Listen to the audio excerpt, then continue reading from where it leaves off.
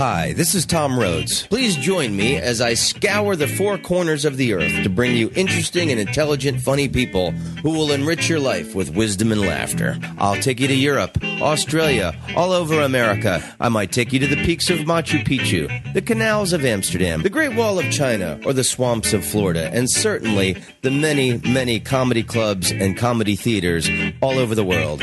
Come hang out with me and meet the many interesting people that pop up in my life as I travel the world as a stand-up comedian. You're listening to Tom Rhodes Radio. Karate kick, baby. Rock and roll.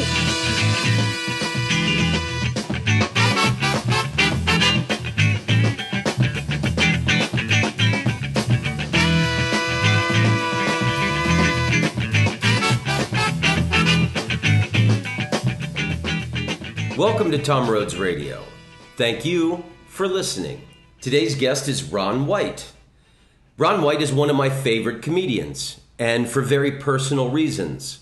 I started out being a stand-up comedian on the southern circuits in the United States, as did Ron White.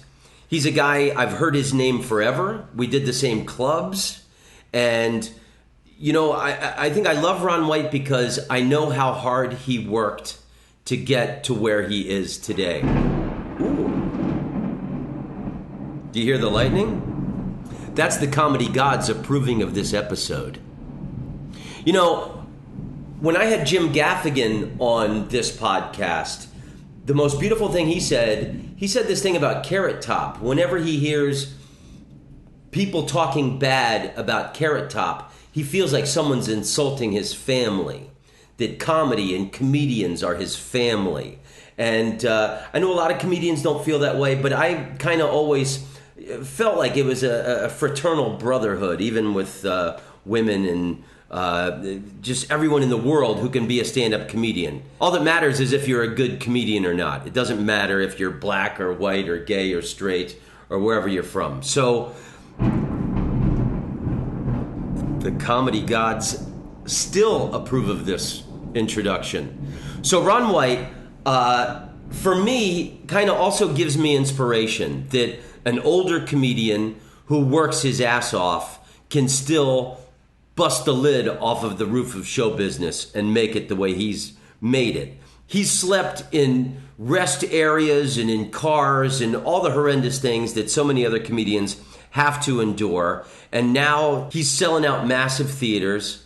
I love to hear him talk about his private jet. You know, Ron does a line where he says most companies in the world are getting rid of their private jets for economical reasons. And he said, I'm going to keep flying mine straight into bankruptcy. And he said one day he's going to live in a mobile home trailer and have his private jet parked out front with weeds growing up around the edges. I just love that vision. And you know, me personally, if I get stinking rich, I'd probably get a canal house in Amsterdam and a castle in Spain. But anyway, Ron owning his private jet is just something that makes me very happy as a brother comedy warrior. Now, I had met Ron White for 2 minutes 2 years ago. Well, first of all, let me say that, you know, I was always a snob. I never liked Vegas. I never wanted to play Vegas. I always thought the comedians that played Las Vegas were like the comedians that played cruise ships. I wanted nothing to do with it.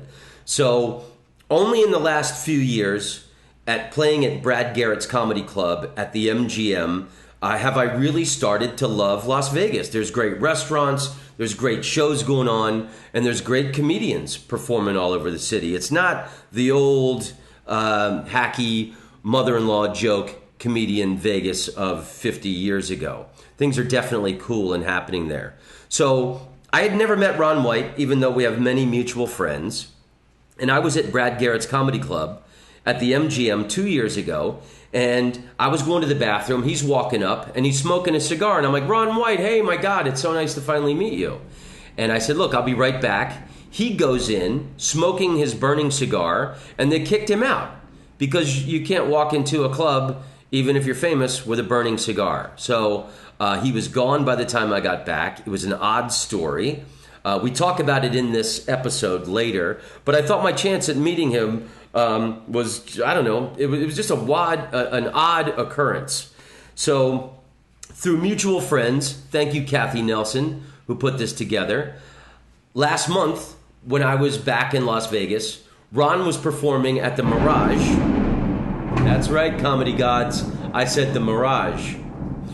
So my show at the MGM finishes at 9:30. I haul ass in my rent-a-car to the Mirage, and I got to go backstage and see Ron at the Mirage. And, from his dressing room to the side of the stage, he's got 6 security guys with flashlights. It's like the president with the Secret Service. I mean, it's already secure. We're backstage at a casino. But, that level of fame and comedy, it's just titillating to witness.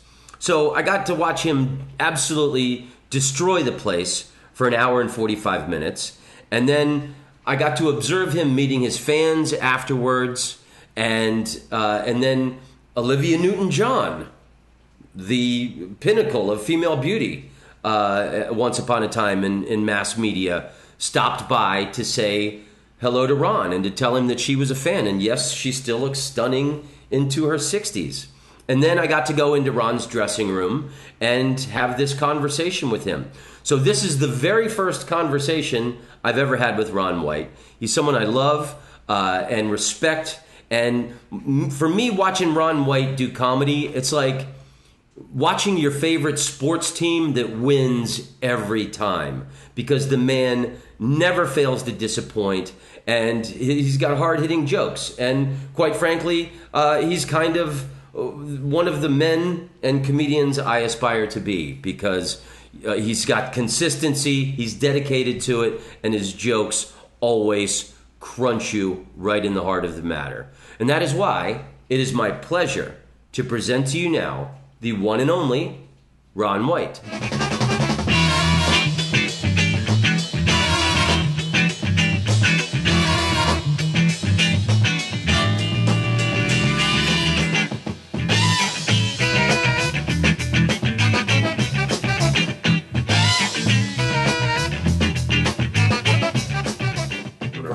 Perfect start. Great show tonight. My favorite part of the show, walking out and the sea of people coming out of the auditorium. Oh my God, he is so funny. Oh, I heard he takes 6 months off. You think he really knows Dr. Phil?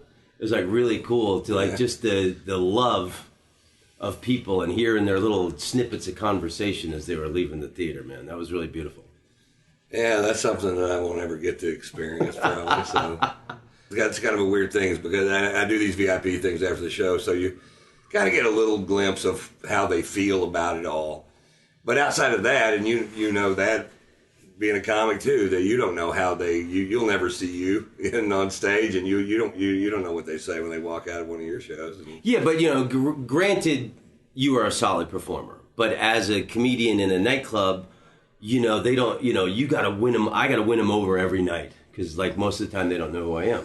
I mean, you got a lot of adoration from these people, but on top of that, you're delivering, hard hitting, funny shit. Well, you got, I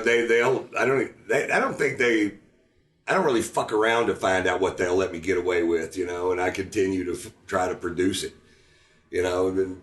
So, but I don't think I think if it gets south or if it gets weak, that they don't go. I mean, I don't think they give me much for very long. Yeah, no, I mean that works with everything, bands, right, comedians. Exactly. And you got to go do it, and if you're going to hang out at,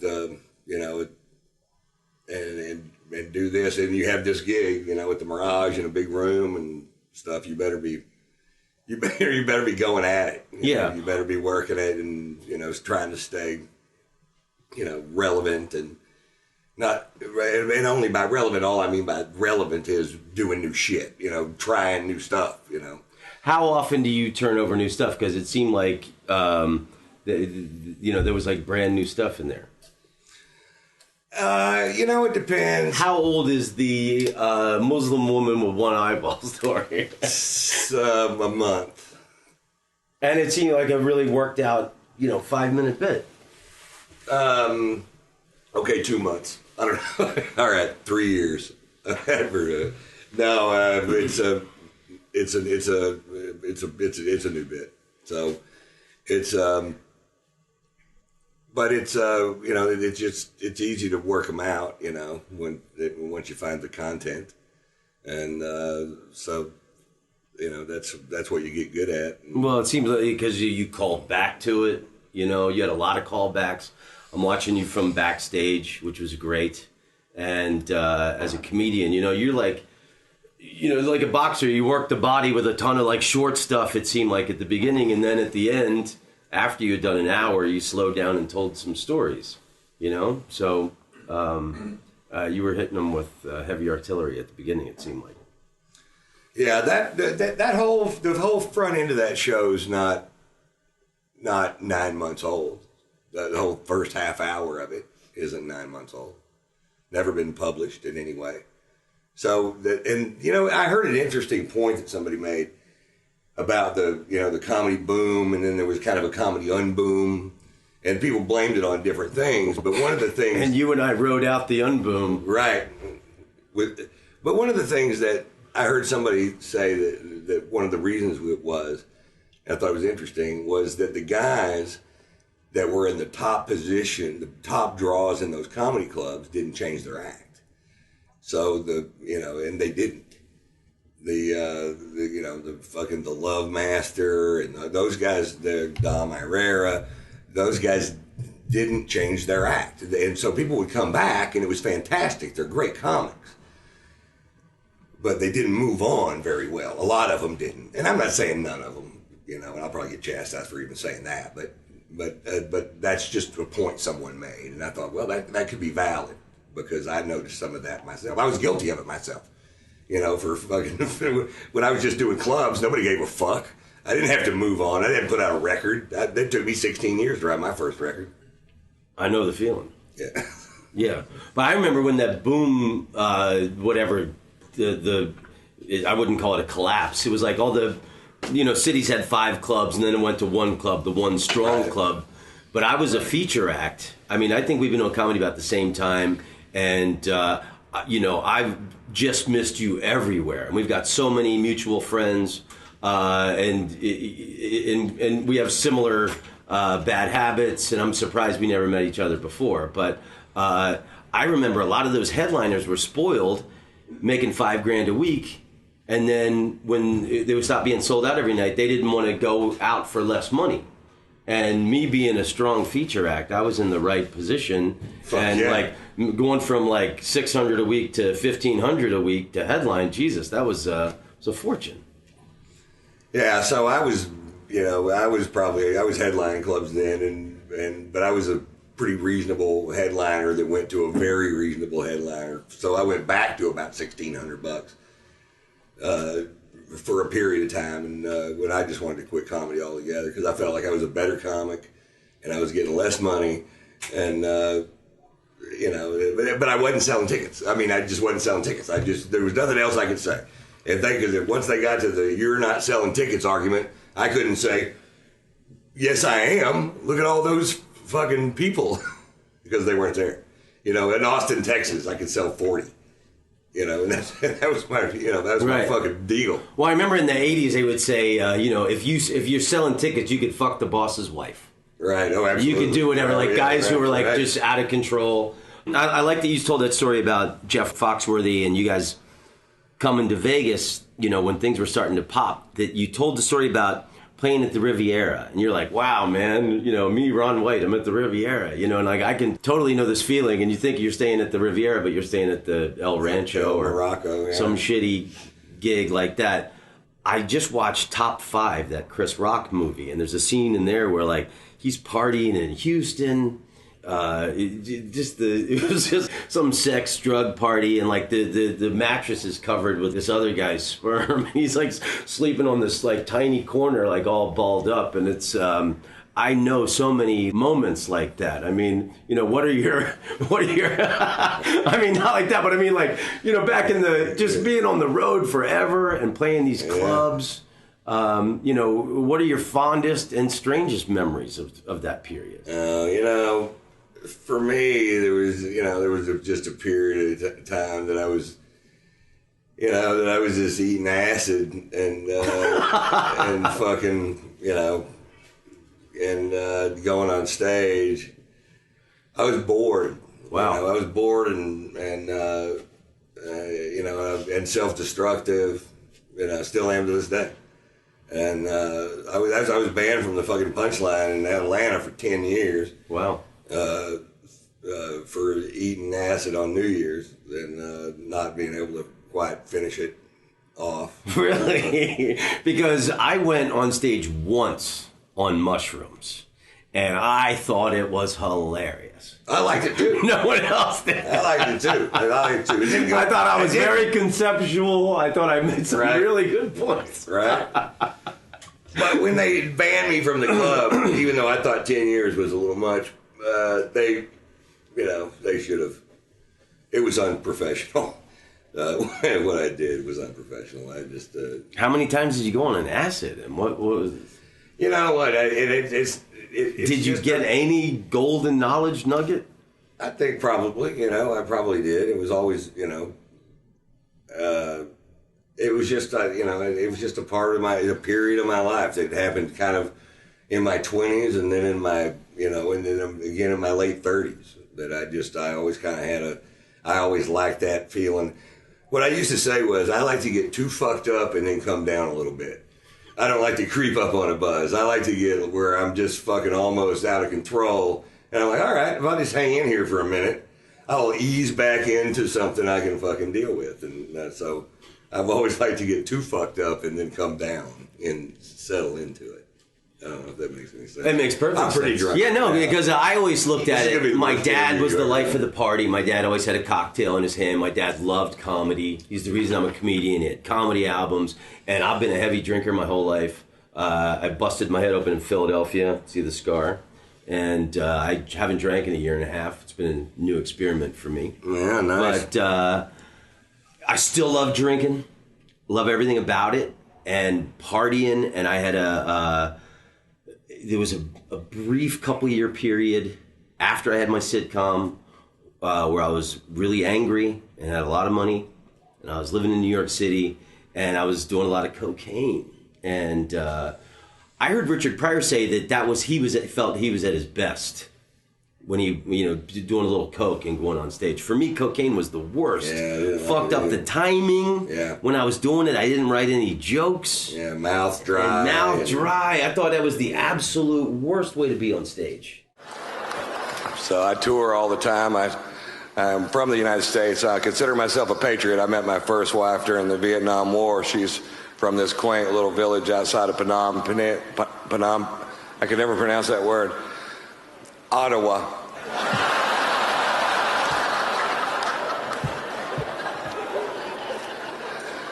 I love to tour with my wife. I only have sex with my wife. I've been married 3 times, and that has not always been my policy.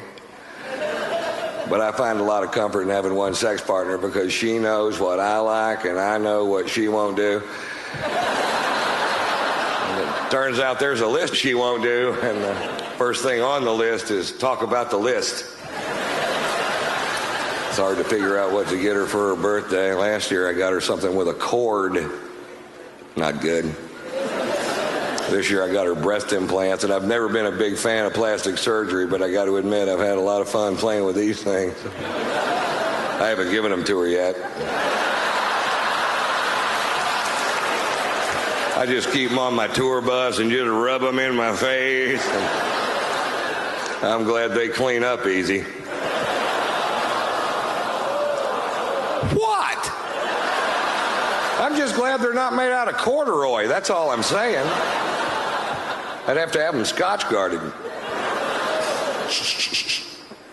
I find it a little ironic that the product I use to keep from ruining my sofa should I spill my drink on it is actually called Scotch Guard. Sometimes things just work out perfect, don't they? Yeah, I'm looking for a product that's going to protect my sofa if I spill my scotch on it. What do you got? We've got Scotch Guard. Let's go with that. You got Vodka Guard? My wife, she's a very talented designer. We live in this gigantic house that you guys bought us. And, And she's really talented, but she can't go to sleep at night unless every single thing in this gigantic house is in the exact spot she meant for it to be. Now, before I married her, she told me she was anal, and I was like, great!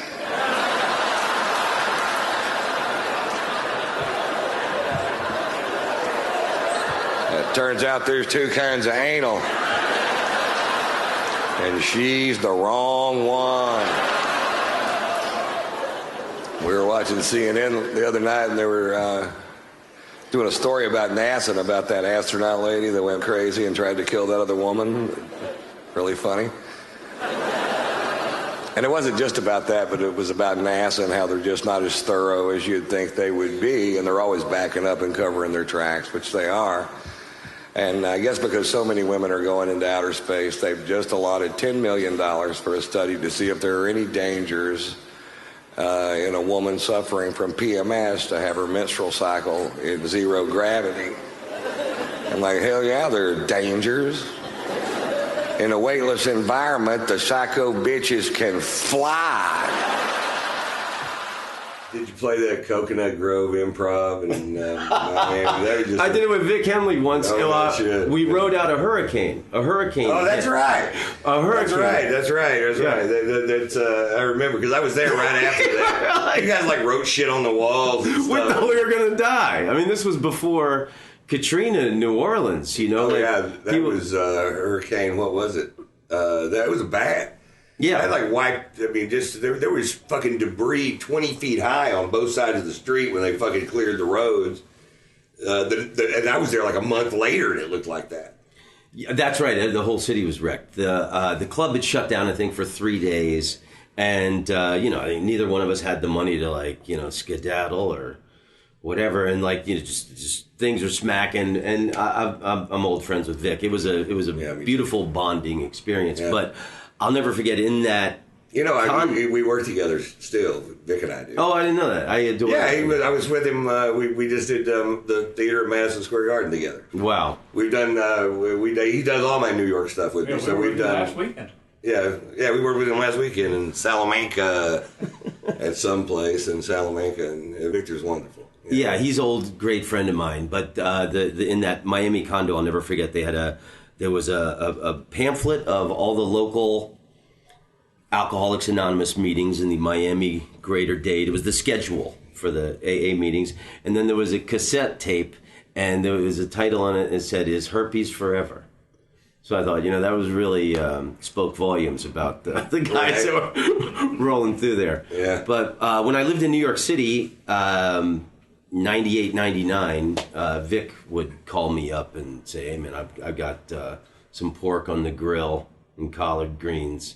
And he kept me, in Southern food while I was there. So, yeah. We've always enjoyed each other's company. It's Vic likes to get too fucked up and come down a little bit. That's what Victor likes to do. So we got that going for it. I can show a picture. I will if I'll get my phone later. It's a picture. We're on the tour bus, and it's Vic has tumbled down into the well of the bus, the stairs going out of the bus. He has tumbled down, and it happened in slow motion. It was like, oh, it's not going to happen. Oh, it is going to happen. Oh, it's not going to happen. Oh, look, it's happening right now. Oh, bloom, bloom, bloom, bloom, bloom, bloom, bloom, bloom, bloom, bloom, until he fell down all the way into the bottom of the bus. Totally upside down At the bottom with feet up in the air. Just trashed. We get, and I'm not bragging when I say this. I'm not at all. I'm ashamed of it. We get what we call bus fucked up. So I was bus station drunk. You see people like it's that we're driving down the road in the back of this bus, and we really have we've been completely responsible. We have a perfect driver that's fairly rested but really a great driver. And all we have to do is stay sober enough to make it to the beds. And that's not very sober. So we just have a tendency to get back. We sit there and listen to music, smoke weed, and riff, and write jokes. And it's the best time, man. It's the time I just love, man. That's my... And but we get pretty fucked up. There's been a couple times, Dave. We've got some photographs of me not making it back to the bunk. Just like past it, halfway to it. I'm In like, the aisle. That's pretty weak. You can't make it. That's only 40 feet long. That's what you dream of. That's your Led Zeppelin moment. Oh, yeah. Years ago when I was doing tons of stuff for Comedy Central, I was their boy. It was the beginning. They sent me on the road with the Horde Festival, and the Black Crowes headlined it, and I loved the Black Crowes. And then they had, I had my own tour bus that went, it was like Ziggy Marley and Sheryl Crow, and I was in the little caravan, and you know. Nothing funner than that. Nothing's better than that. I loved the Black Crowes, and I finally get to meet Chris Robinson, the lead singer. Right. Oh. And he pulls out, we're talking, and he pulls out a bag of mushrooms, and we're eating them like potato chips. And we're talking, and oh my God, this is a guy I love his music, and I'm eating mushrooms with him. This is going to be the best night of my life. The director of the Comedy Central thing comes in like 20 minutes later. He goes, "We got to go. We're driving on to the next town." So then I get yanked out of this thing, and now I'm on mushrooms. Oh, no. The camera guys and the director, they're trying to sleep on the bus, and I talked that driver's ear off all the way to like Cleveland or wherever the fuck. Shit. Oh, man, that's a drag. Yeah. So what are like the strangest memories of being back on the road and humping it? Did you take Greyhound buses? I tell you, the what's the moments you look back and go, God damn, I'm so blessed. This is here it is. It's really pretty clear. Pretty clear. I was going to drive from Arlington, Texas, in my little gray Nissan truck to Omaha, Nebraska, and it's middle of the winter, and so I take off, and my truck breaks down before I even get out of town. So I'm like, oh fuck. So I'm the middle act. I got no money, so I got to take up. Yeah, I'm on a fucking bus. Big fucking blizzard across fucking Oklahoma, and I got there's no other way to get to fucking Omaha. You have to go through Oklahoma. Storm, no storm, doesn't fucking matter. You gotta go through there. So we get stuck behind a jackknifed Little Debbie's truck. And I'm hungry. So this Little Debbie's truck is jackknifed across the fucking road. Star crunches everywhere. And we're the first vehicle behind it. So we're there for 4 fucking hours. Just sitting there on the side of the fucking road, looking at this Little Debbie's sign. And they won't open it. They don't have the keys to it. They're like, fuck, nothing. So they finally move it. We can't get around it. You know, we're in a bus. You know, we're not an off-road vehicle. So they move it. So now I'm 4 hours late. And so but there was a chance I could still be there maybe by showtime. And so I get to Kansas City, the bus stop, and I think, well, I'm going to call them, let them know. So I call, and the girl that answers the phone, I said, yeah, listen, I'm going to be late. She goes, you're here next week. Now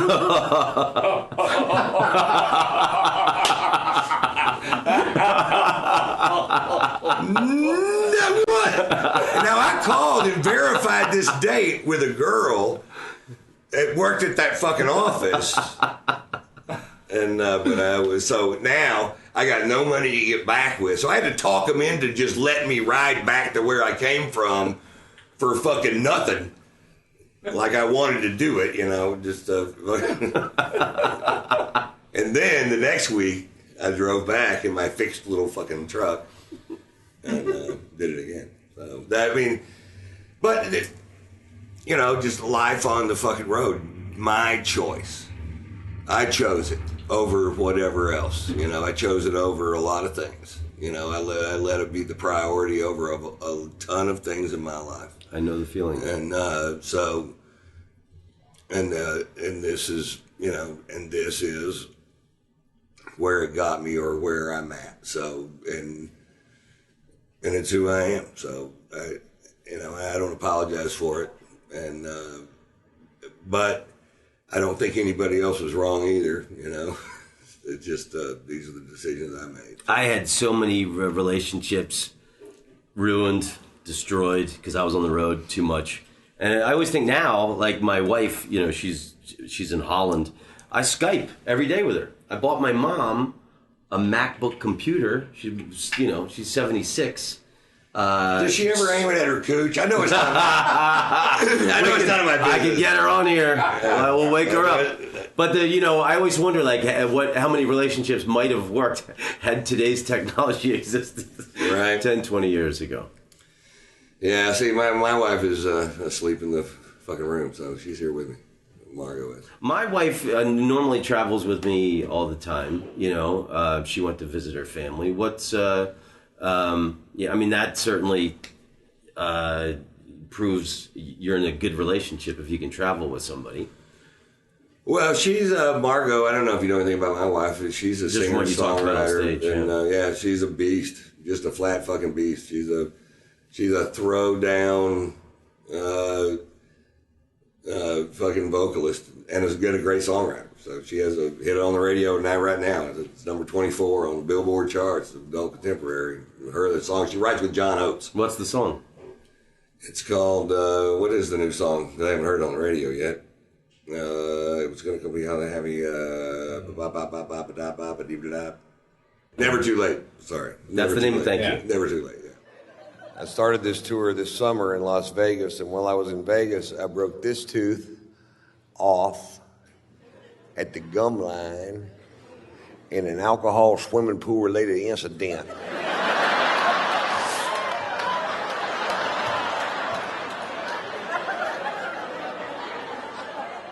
I had a show to do in 4 hours. I was drunk and missing a tooth. It looked a little unprofessional. Not to me, but to the fine folks at the Mirage, it goddamn sure did. I told him, I said, you got to get a dentist to patch this up. I will not go on stage looking like this, because this tooth doesn't look that big until it's gone. They found an all-night dental school. This dentist is 14 years old. He hooks me up to the gas, and I don't feel anything. I'm like, dude, you need to turn this gas up. And he goes, there are regulations of the state of Nevada, stating which, Code 1, Section 4. Fuck. And I asked him, I said, where'd you go to college? He goes, Brigham Young. I'm like, fuck, dude, turn it up to Catholic. Never let a Mormon set your buzz level. Never. Don't do it. And I'll tell you why. They don't understand fucked up the way you and I do. They don't. They're guessing, and they're shitty guessers.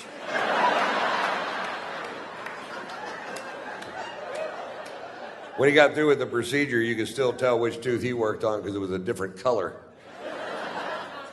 My teeth look like Indian corn.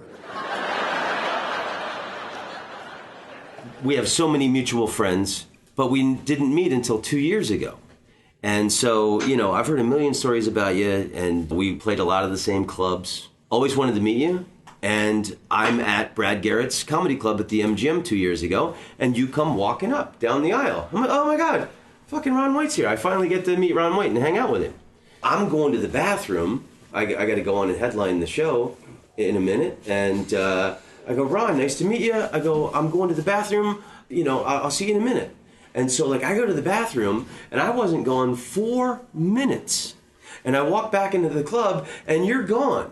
You had stormed off. You came in smoking a cigar, and Brad Garrett's brother, God love him, nice guy, didn't know who the fuck Ron White was. And he comes up to you and going like, get that cigar out of here. You remember this? Yeah, what the fuck out of here? I couldn't believe it. So, by the time I come out of the bathroom, you had already left. And I was like, fuck, that was my opportunity to meet him. So. Well, I don't even know. I don't know the guy, but Brad asked me to come over, and I said, "Well, I'm going to smoke my cigar. I'm going to have my fucking brand, and that's my brand." So he goes, "Oh yeah, right, whatever you want to do." So I came over there. They want me over there, but so I get it that he doesn't know who I am, and I tell him. I said, no, Brad invited me over here. He understands all this. And he goes, no, you can't smoke. You can't do it. I said, okay, I'll just let it go out. He goes, put it out. or get out. Well, fuck you. Then I'll get out. So then I left. That was a pity. I don't think, I don't think Brad would have let that happen or anybody. You know what? I don't either. I've been back since. It was.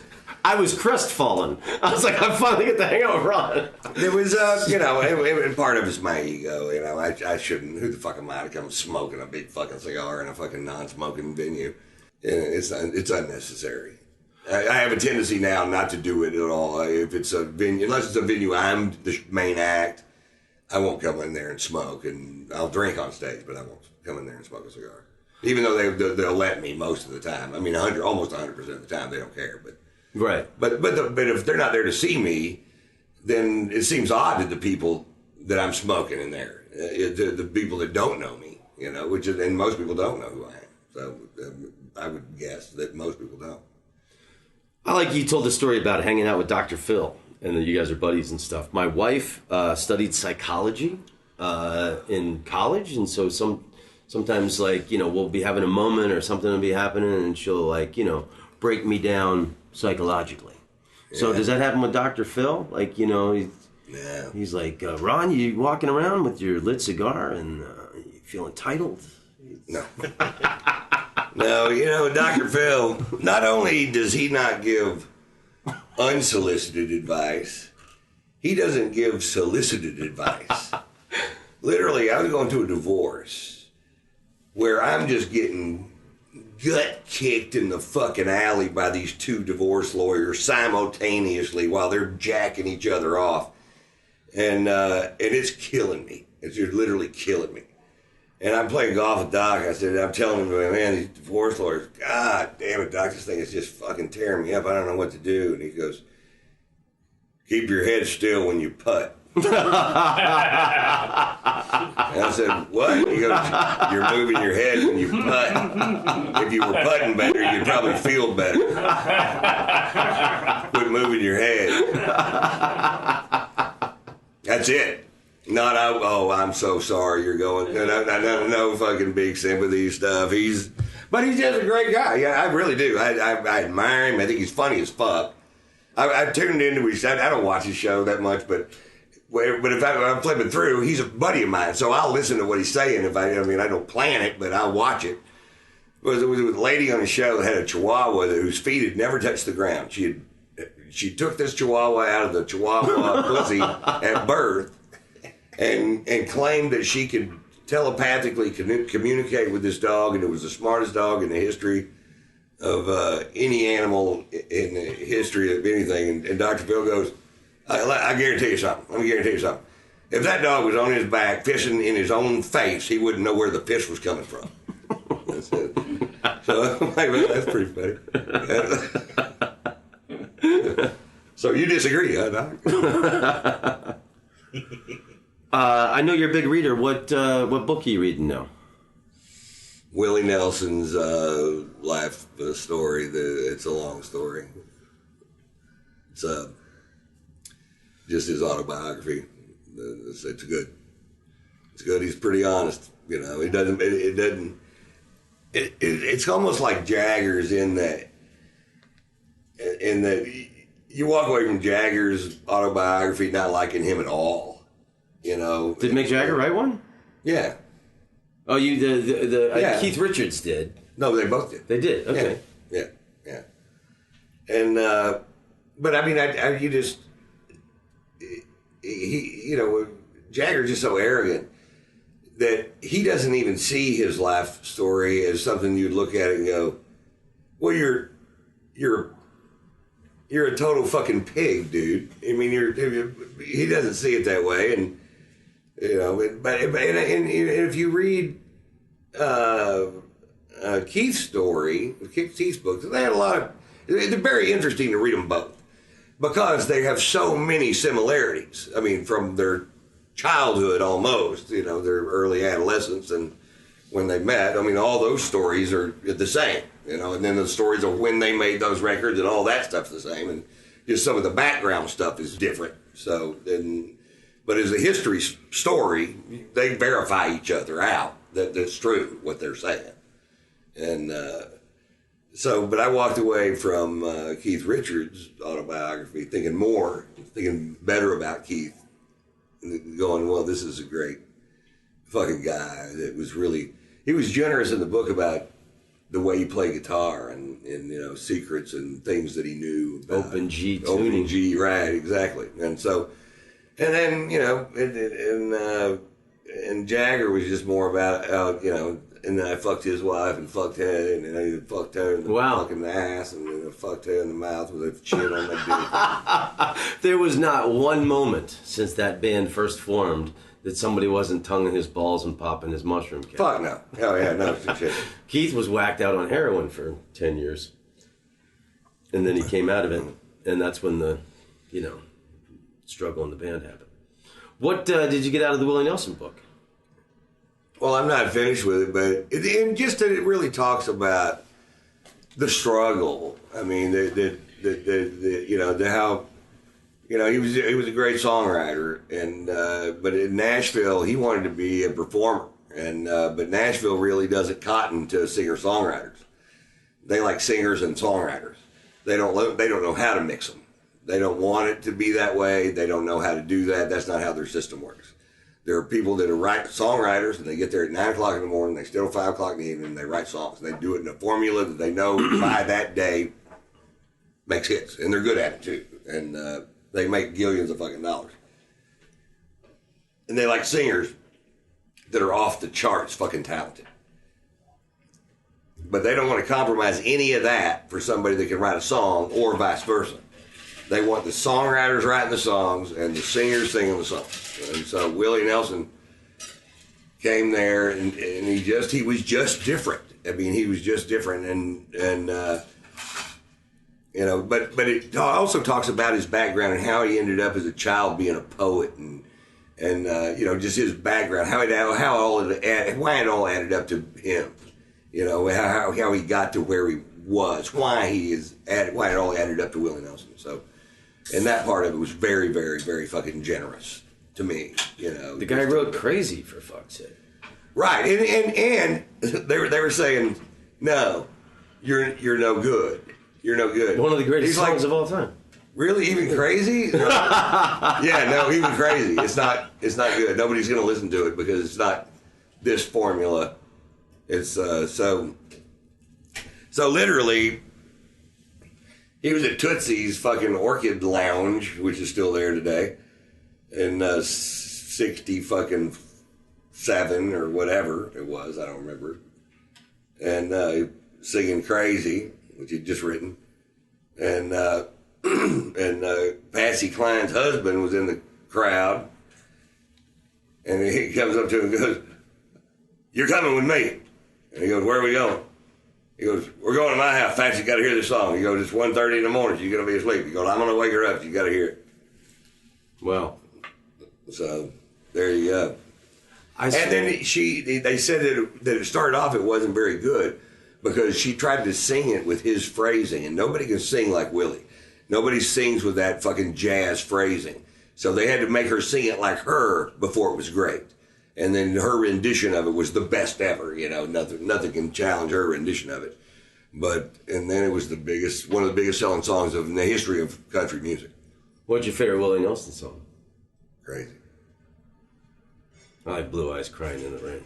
It's not his song. It's not his song? No. Wow, he fucking murders that song. Yeah, he does murder it, but it's not his. Really? No, it's a cover. He didn't do a lot of covers either, but that wasn't his song. And the only reason I know it is because I'm reading his book. Yeah. And he talks about all that stuff. Angels Flying Too Close to the Ground, that is his, and that's a beautiful song. But he wrote so many of them, for so many. I mean, just song after song after song that you would know that he wrote. He was singing, he tried to sell Crazy for $100. Wow. And the guy was so nice, he wouldn't do it. He goes, "Dude, this is a hit song. I'm not going to buy it for $100. He goes, "I need $100. I got this song. I'll write another song." But it was a struggle for him, It really was. And it was, anyway. Me and Larry the Cable Guy did his picture. He called me to book it. It talks in this book about how he started doing that as a promoter himself. and how he would call the other acts and book them himself. And then one day, I get a fucking phone call, and it's Willie Nelson booking me to do the picnic. And then years later, I read the book and find out he's calling everybody. It wasn't just me. And Larry the Cable Guy had a great line. He said, Willie called me, and he goes, that's Willie Nelson. He goes, I'm going to put you on hold. I got Bob Dylan on the other line.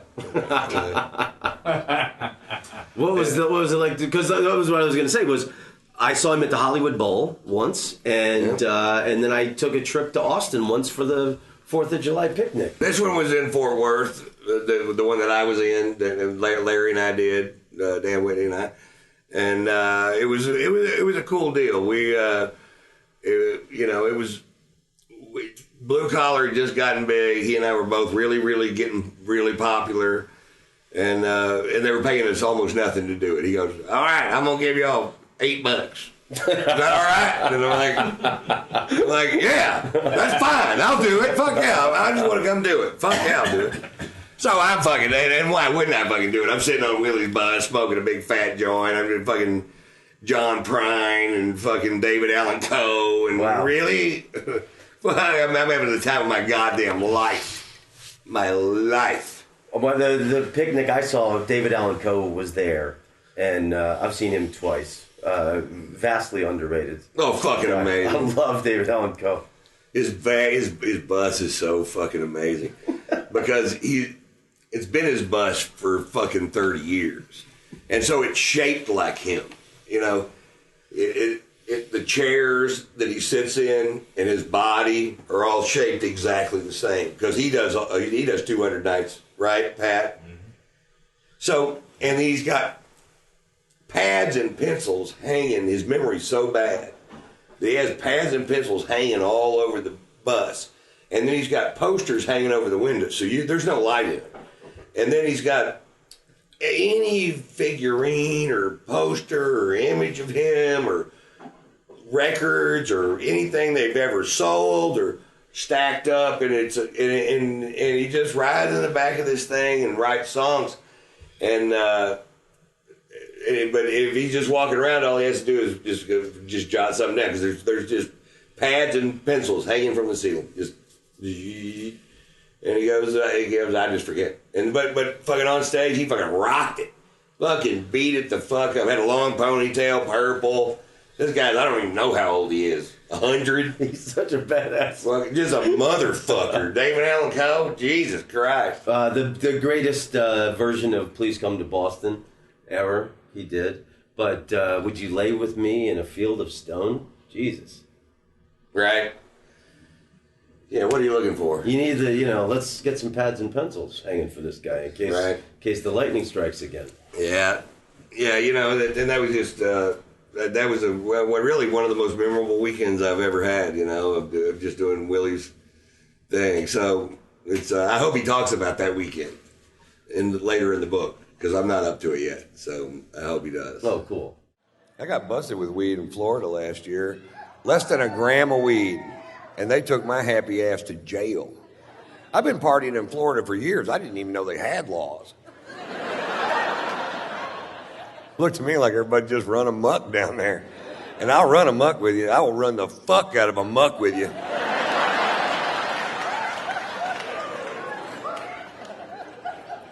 They took me to jail, man. And I'll tell you what happened. I fired these two pilots for being dickheads. And they were such dickheads, they started following my plane around on a software called FlightAware. And if you know the tail number, you can follow any plane in the world anywhere it goes. And then right before I'd land in a town, they call the cops, tell them it's a drug plane, so the cops would come fuck with me. That's pretty fucking funny. Then they were on the news in Atlanta, where I live, both of these assholes live on the news going, Ron White is out of control. He gets drunk on his plane. He smokes pot on his plane. He has sex on his plane. I'm like, this is my plane we're talking about, right? Not like I did that shit on a Delta flight, for fuck's sake.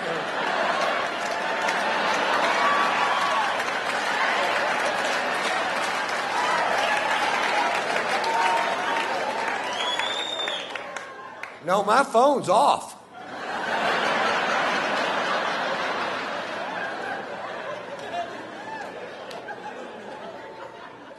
My wife got pissed at me when I got busted with that weed, and she smokes pot. What the fuck is up with that?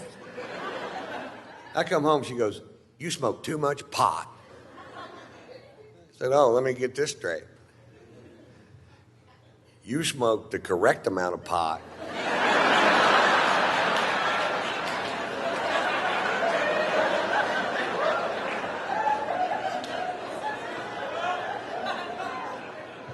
You ever smoke so much pot your wife starts to make sense? Me either.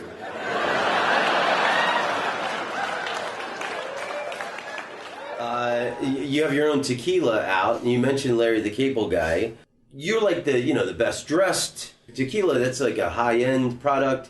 Larry the Cable Guy has got, and I've known Dan, forever. We both started out in Florida, doing same crappy one-nighters. He's got his own food products that are for sale in the 99-cent store. Right. I'm sure you haven't spent much time in the 99-cent store, but there's a variety. Nor have you. There's a variety of products, and one of them is lasagna.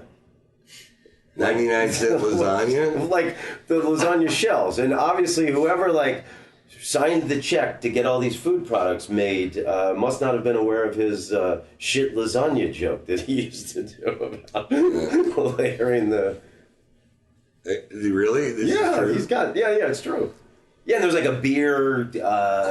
Cornbread. And he's got potato chips, right? And one of them is tater salad flavored tater chips. Wow. I'm like, well, all right. We're going to quit sending each other Christmas cards, I guess. Well, I like too that you talked about Jeff Foxworthy when, the highest selling album. And I remember, I started out on the Southern circuits and I've done it forever. And I remember seeing, the stand with Jeff's, CDs and your cassettes. That was, pretty massive for a guy to have his album being sold in a gas station. And then Larry the Cable Guy's got, there's Get Her Done hats. I mean, that's quite a mark on American society you guys left. You know what it was, and it was all, all that came from Jeff's generosity to share a stage with friends, because he didn't really need it. He was already the biggest selling comedy act of all time, and was still selling he's still making, $100,000 a show, and so he decides to do this, and the guys that really benefited from it were us.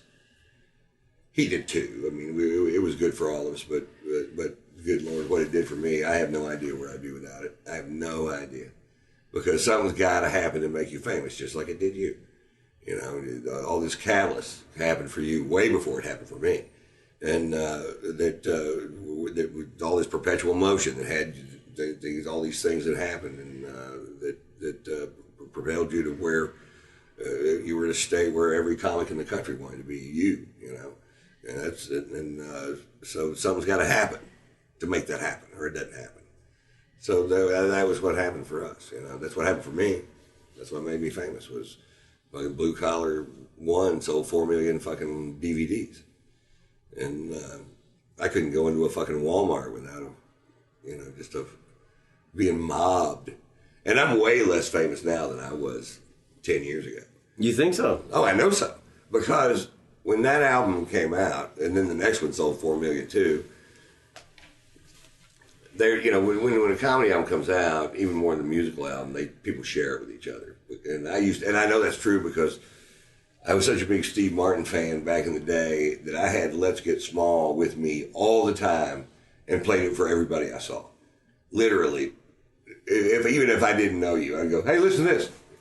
And then I would take credit for how fucking great it was, because I just liked it so much. I mean, it was such a great album. And so, what was that? You want some more whiskey? Yeah, well, tequila. Grab a little more coffee. All right.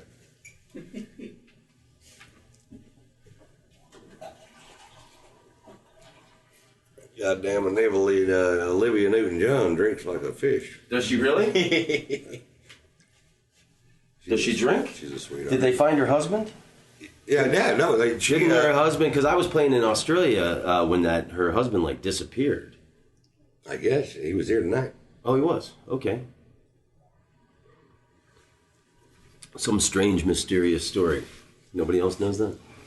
Oh, now I kind of remember it. This must not be that husband, because the guy, I don't know, disappeared. Maybe it is the guy. I don't know. Maybe he bumped his head and was wandering around the desert in Australia. I don't know. You like to think the best. I know I do. Oh, what were we talking about? I was lost anyway. Back to the book thing. What's your favorite book of all time? Yeah, fuck. Or top several.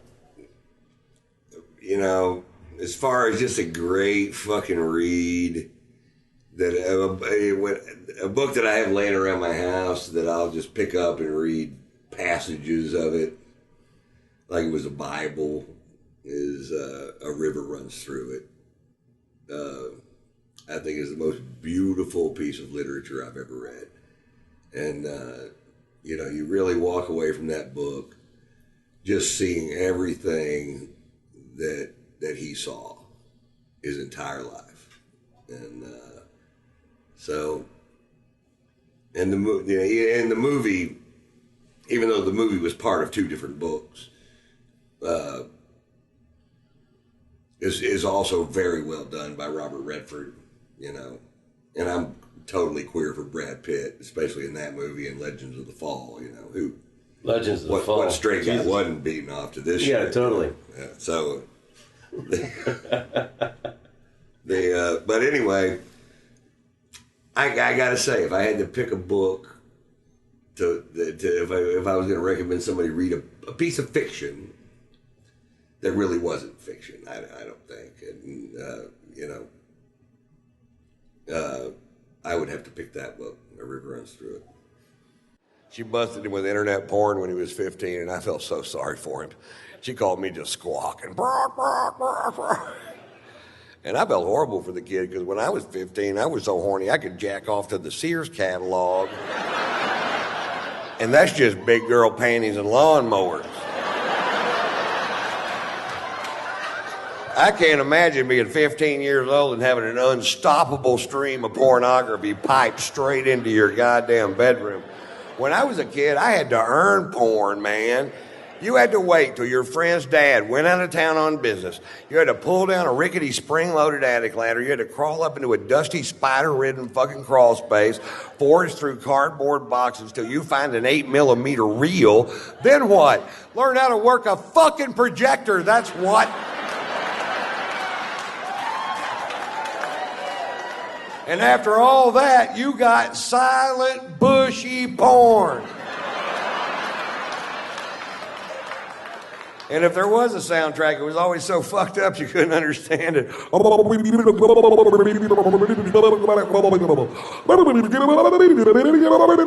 to stick his finger in her ear? No, his penis in her rear. Watch the movie.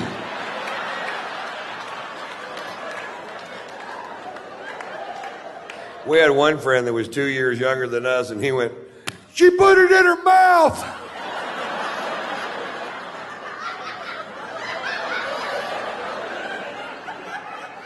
I didn't know she was going to put it in her mouth. She's going to need to brush her teeth.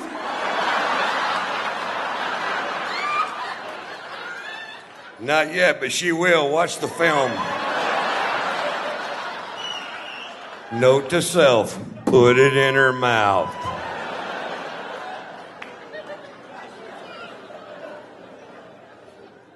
So Lori told me, she goes, that's my ex-wife's name is, she goes, "You're going to need to talk to your son about sex. It's time." And I said, "Well, you're right, it is."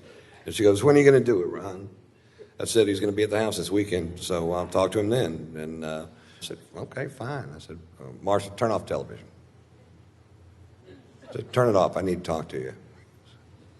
"All right." I said, "I want to talk to you about sex." He goes, "Oh, Dad, come on." I said, "Nope, you're 15 years old. It's time we had this talk." And he goes, "Okay." I said, the clitoris is as sensitive as an eyeball.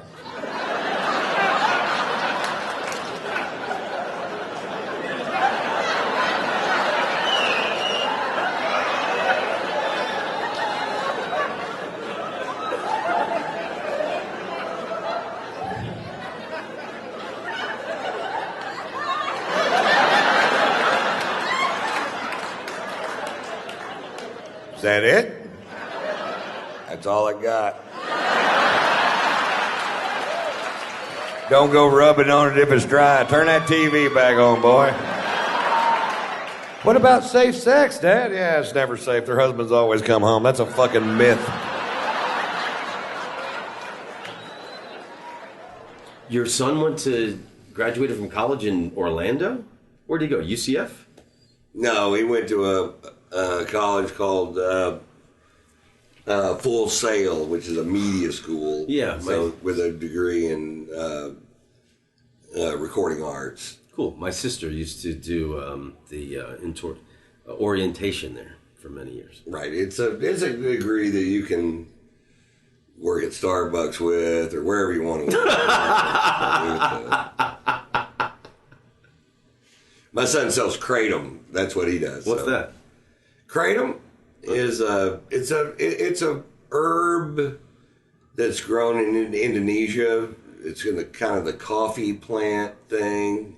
It's really a great. Okay, it's like a synthetic marijuana type thing, or it's not grown? synthetic at all. Completely organic. Yeah. But it's not like marijuana. I would say it's a titch more like blow than pot, but really not like either one of them. It's kind of a unique buzz. It gives you more focus. It wakes you up, but way more than coffee would. But not as much as an amphetamine. So you don't feel a jittery fucking buzz of any kind. So it's very popular, but if you do a lot of it, it's a sedative. So you can get it. It really does. It's been around since the dawn of man, of course, because it's a fucking organic plant. But it's spreading in popularity throughout the fucking world. It's illegal in 4 states, but the rest of them it's legal. And my son sells the fuck out of it on the internet, and does a great business. His website is kindkratom.com. His name is Marshall, and he would love to sell you your kratom if you're a kratom user. That's great. You're the first person ever to tell me about it. You're a really outspoken proponent and consumer of marijuana. Don't you find it interesting that right after the Occupy Wall Street movement, it was shortly after that states started to loosen up the marijuana laws? I mean, I think that there's some kind of connection. Maybe the government, if we, give these people weed, right? Maybe they won't. Right? Maybe they'll calm the fuck down. They won't be so aware. Right? So. Yeah. Reasonable. That's pretty fucking reasonable. I don't know. It's the thing is the problem with pot. Whether you smoke pot or don't smoke pot really doesn't matter at all. I would say that if you don't smoke pot, don't start smoking pot. That's what I would tell you. I mean, there's really no sense in it. It's very expensive. There's no upside to it really, except for me. Creatively, I like it, and it helps with my attention deficit disorder, and it also helps me with my fucking Xanax problem. That with pot I can kind of control that, and my doctors and I have decided, well, you know what? I've made a deal with my demons, and the deal is that if I cut them off altogether, they'll burn down the house with me in it. So, with that being said, we realized there has to be a compromise of some sort, which I was trying to manage my own way with my own connections. So it ended up being handfuls of these pills and those pills, and Wellbutrin and all these things. So now, even though I still take fucking handfuls of pills, but none of them are big fucking barbiturates, So now, the pot, and I take edibles, but it's just such an amazingly. The arguments are for it or against it are they're just so stupefyingly dumb that it's hard to even fucking talk about it. And I talked about it on stage today. It was really the first night I ever said these words was, all you have to do is think about two numbers. Alcohol-related deaths, marijuana-related deaths. One of them's 895,000 and one of them's 7. Well, that's it. And once you see those two numbers, the case is closed, right? We can go, okay, well then, yeah, that was nothing wrong with that one. This one's the one we ought to be looking at, right? So, but that ain't the one we're looking at. We're looking at the other one. We're like, no. There, look at this little problem right here with this marijuana stuff right there. This one over here, that's nothing. That's just a drunk man behind the wheel of an automobile. That's nothing. I've been a big pot smoker my whole life. I'm pretty surprised. I never thought this country would go the way that it's gone, It had to, eventually, because, here's the thing. You know what causes change? Death. Old people that fucking have stupid fucking ideas that they're hung up on die. Thank God. Thank God they fucking die. And then progress gets made by younger people with new ideas. They go, wait a minute. They were lying to us. Even Willie Nelson in that book talked about the early marijuana movies. What was that early marijuana movie about?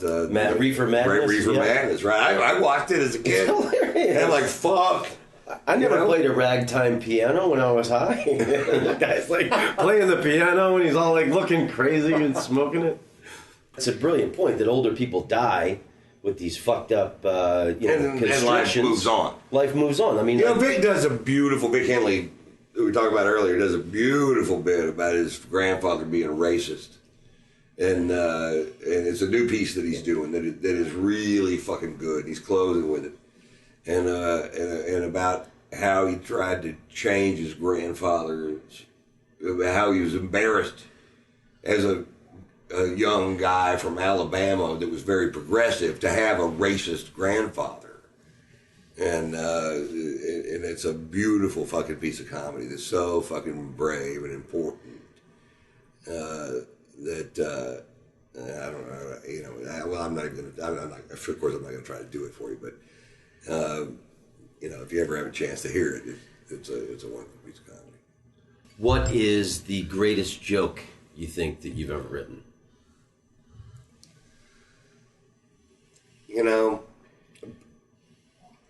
Maybe, I did a pretty long piece on Tiger Woods, defending Tiger Woods, that was really funny. That was one of the hardest bits I've ever had to quit doing. And all my bits I've had to quit doing. That's the thing that I look at is I got to quit doing it. So what is the time frame? I mean, like film a DVD special and then retire it. I mean, if you're doing Donnie and Marie for Hawaiian Punch. It's time to fucking. You've been doing the bit, dude. No, it was just it's just I just have a feel for it with my show because I play these towns. I mean, I tour like crazy, so I'm back in these towns every 2.5 years. So I want to be there with another show, and that's how long it takes me to write it. So I got to drop it, and I got to put something else in. But with that the Tiger Woods bit was I felt like one of the best things I'd ever done, and it was hard to let it go, and I just did a tour in Canada, and I knew they didn't have that record up there And so I did it. I brought it back up and did it. It was fun as fuck to do, and it was killing when I dropped it. And I'm just like, I gotta quit doing it. And it was murdering then, and it was basically the bit was that Tiger didn't get any credit for all that pussy he turned down. That was the crux of it. And my wife's best friend, her husband cheated on her. And my wife hates Tiger's guts. I'm like, what about that guy? You don't hate that guy? She goes, he did it one time. He had one chance. Tiger was 18 for 82,000. That takes a little goddamn discipline right there. If 82,000 women want to have sex with you and you only fuck 18 of them, that's love. He was in love with that woman. But it was a 20-minute long bit. So, but that was the crux of it. So that was one of my favorites. Do you do you work in new material in chunks? I mean, because you got to deliver the goods as a headliner as well, right? So you can't go out there and do a whole new hour. No, I never do. No, I never do. I change my acts one joke at a time, and then I also do a ton of open mic. I do whenever I'm not on stage. I'm a comic every night of my life. So when I'm not doing big shows, I'm doing little shows every night, not just some of the nights. Every night I go on stage somewhere and do something. I'm working on something, trying to twist up something. And so it's not part-time for me. It's every night. And any really relevant, comic will tell you, if you're not on stage every chance you can get near a microphone, then who the fuck are you? Yeah. It's like being a boxer, man. You can't let the muscles get flabby. Right. No shit. You got to be in the gym. And you can't come back. You've seen a lot of guys get away from comedy and try to get back in it. Ooh. Yeah. That's ugly. One of the most important things that ever happened to me was I was on my couch. I'd made millions of dollars, and I'm lazy, fat, smoking weed. My house in Atlanta on a golf course. My dream. And Dennis Miller's HBO special's coming on. And he lives in Montecito, where I've just bought a house. And this special is so fucking bad that I get off my couch and get in my car and drive to the punchline and do a set. And I'm like, it'll die right here if I don't go do a show somewhere. And I did. And I have Dennis Miller to thank for that. Thank you, Dennis. I love you, Dennis. I really do. And he is a great guy, and I do love him. You can't take 20 years off. And he was one of my favorite comics for a long time. Yeah. You can't take 20 years off. No. And then just have him say, well, I'll give you $1 million. And they're okay. And he's reading it. You can see him reading it. Wow. And I'm like, fuck. I can't take anytime I've taken a month off. I lose it completely. What is the greatest advice you've ever been given as a comedian? Put the punchline at the end of the joke. Jeff Foxworthy, first day I was ever in the business. Really? That's what he said. He goes, man, he was at my first show. He was the headliner of the comedy club I started in Arlington. And there were three funny bones in that area. There was one in Dallas, one in Arlington, and he was just doing the 3-run thing. So he came out to open mic night, and he saw my first set ever. And he comes up to me, and it went pretty well, I thought. And he comes up to me afterwards, and he goes, man, you're really funny, but you need to put the punchline at the end of the joke. And I was like, well, how do you do that? So that's how generous the guy is. He sits down with a brand new comic, a comic that has done one set his fucking life, has 4 minutes of material, total. You add it all up, it adds up to 4 fucking minutes, and 2 of them don't work. And he goes, okay, so now he writes it out on paper. So, all right, here's what you're saying now, right. He's more interested in it than I am. Write it out, here you go, then there you go, there. So if you say that here, there, now you say this, and then the punchline is really this, not this. That's the punchline. And then you say this, and then you just stare at them, and they will fucking laugh, dude. They will laugh. It's funny. And that Foxworthy's my mentor. He taught me how to write jokes, taught me how to do jokes, taught me how to deliver jokes, taught me how to get famous, taught me how to make money. How did he teach you to get famous? Huh? How did he teach you to get famous? Well, he actually just did it for me. You know, he just did all the work. He did it for me. But he also gave me great advice. You know, he said when Blue Collar won, he actually handed me the DVD for Blue Collar 1, which nobody had ever seen, and he had gotten a copy of it, and it was good, and it tested as high as Forrest Gump with every age group, and he hands it to me and he goes, "This is going to make you famous. Do something for me. Be nice to everybody." Wow. And I said, "Fuck you, motherfucker! Suck my dick, redneck bitch!"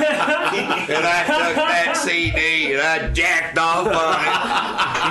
Said, "Fuck all y'all!" Rowdy, Classic. Rowdy. Ron, I love you. I respect you, and it's great to meet you properly. In closing, is there any words of wisdom or advice that you have for the people of the earth? You know, be nice to everybody. And I thought of that myself. That's an original thing I came up with. Jeff says I stole it from him, but I didn't. I thought of it first, and then I gave it to him, and then he gave it back to me, and then I gave it back to him, and then he passed it back and forth. He and I did over the years. Be nice to each other. Be nice to each other. That's fun to do. That's what we are in my camp. We're nice to each other. That's right. We're nice to each other. Yeah, and you're notorious for being, great to comedians. I mean, I know everybody that works for you. Is the female clit as sensitive as a human eyeball? Yeah. I think there's really something to that. I mean, if you treat it like it's an eyeball, you won't just go stabbing your thumb on it without making sure it's winked a couple of times before you know. I think it's solid advice. I do. I know Margot likes it. She's glad I treat it like it's an eyeball. That's great. Well, thanks for making the world a better place, Ron. Long may you run, brother. Thank you, man. Long may you.